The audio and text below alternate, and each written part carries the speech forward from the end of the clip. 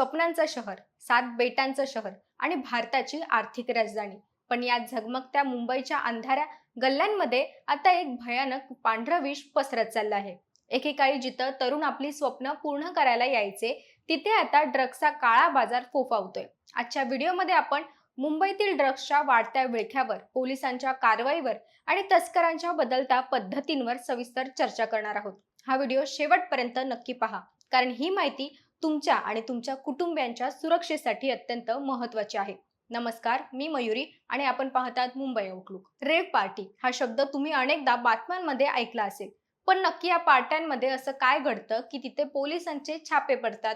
Rave party म्हणजे केवळ नाचणं गाणे नाही, तर एक असं ठिकाण जिथे रात्रभर इलेक्ट्रॉनिक डान्स म्युझिकच्या तालावर तरुण पिढी थिरकते. या पार्ट्यांमध्ये MD, कोकेन आणि LSD सारख्या ड्रग्सचा उघडपणे वापर केला जातो. मग प्रश्न असा पडतो की तरुणी याकडे इतके आकर्षित का होतात? याचं मुख्य कारण म्हणजे स्टेटस सिम्बॉल आणि थ्रिलचं चुकीची ओढ.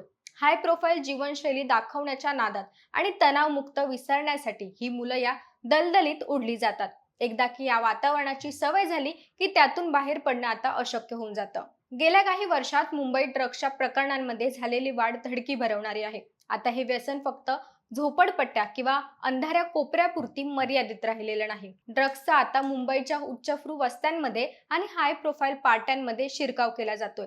नुकतीच गोरेगाव येथील नेस्को मैदानावर एक मोठ्या संगीत कार्यक्रमात 2 विद्यार्थ्यांच्या ड्रग्सच्या अतिसेवनामुळे झालेला मृत्यू ही मुंबईसाठी धोक्याची घंटा आहे. आणि संगीताच्या तालावर नाचणाऱ्या तरुणाईला पांढऱ्या विषाने कधी विळखा घातला हे कोणाला समजलंच नाही. आज मेफ्रॉन, कोकेन, हेरोईन आणि मेथाफेटामाइन यांसारखे घातक पदार्थ मुंबईच्या रस्त्यांवर सहज उपलब्ध होत आहेत. मुंबई पोलिसांचं अंमली पदार्थ विरोधी पथक रात्रंदिवस या तस्करांच्या मुसक्या आवळण्यासाठी प्रयत्न करतात.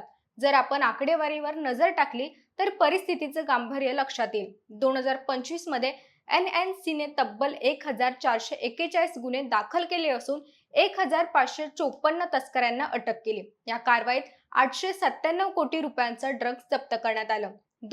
केवळ सुरुवातीच्या काही महिन्यातच 307 प्रकरणांमध्ये 382 जणांना बेड्या ठोकल्या आहेत आणि सुमारे 50 कोटींचा माल जप्त केला. प्रशासनानं इतकी कडक कारवाई करूनही ड्रग्सची तस्करी थांबण्याचं नावच घेत नाहीये.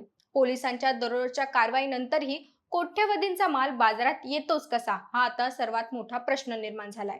आजचा काळ डिजिटल आहे आणि दुर्दैवाने ड्रग्स तस्करींनाही स्वतःला अपडेट केलं आहे. आता ड्रग्स घेण्यासाठी कोणालाही गुप्त ठिकाणी भेटण्याची गरज उरलेली नाही. तस्कर आता डार्कनेट आणि एन्क्रिप्टेड मेसेजिंग ॲप्सचा वापर करत आहेत. सोशल मीडिया प्लॅटफॉर्मवरून ऑर्डर घेतल्या जातात आणि कुरिअर सेवांच्या माध्यमातून मृत्यू थेट लोकांच्या दरवाजापर्यंत येऊन पोहोचतो. साध्या दिसणाऱ्या पार्सलमध्ये ड्रग्ज लपवून ते तरुणांपर्यंत पोहोचवलं जातं. या डोअर स्टेप डिलिव्हरीमुळे पोलिसांसमोरही मोठं आव्हान उभं राहिलं आहे, कारण या साखळीचा मूळ सूत्रधार शोधणं आता कठीण होत चाललंय. मुंबईच्या बाजारात सध्या काही विशिष्ट ड्रग्सचा पुरवठा मोठ्या प्रमाणात होत आहे. मेफ्रॉन, याला म्यू किंवा व्हाईट मॅजिक असंही म्हणतात, स्वस्त आणि सहज उपलब्ध असलेल्या तरुणांमध्ये याची क्रेज वाढली आहे. कोकेन हे अत्यंत महागडं आणि हाय प्रोफाईल लोकांशी संबंधित ड्रग्ज मानलं जातं. मेथाफेटामाइन हे अतिशय घातक रसायन असून याचा मेंदूवर कायमस्वरूपी परिणाम होतो. यासोबतच गांजा, हशिश आणि हेरोईनची तस्करीही मोठ्या प्रमाणावर सुरू झाली आहे. हे पदार्थ केवळ शरीरच नाही तर माणसाचे भविष्य आणि संपूर्ण कुटुंब उद्ध्वस्त करत आहेत. पोलीस आपलं काम करत आहेत, पण समाज म्हणून आपली ही काही जबाबदारी आहे. जर आपल्या आसपास कोणीही संशयास्पद हालचाली करत असेल किंवा कोणी तरुण या व्यसनाच्या आहारी जात असेल तर वेळीच सावध व्हा. आपल्या पाल्यांच्या वागण्यावर लक्ष ठेवा. त्यांच्या मित्रमंडळींची माहिती ठेवा. मुंबईला पुन्हा स्वप्नांचं शहर बनवण्यासाठी आपल्याला या ड्रग्सच्या राक्षसाला हद्दपार करावं लागणार आहे.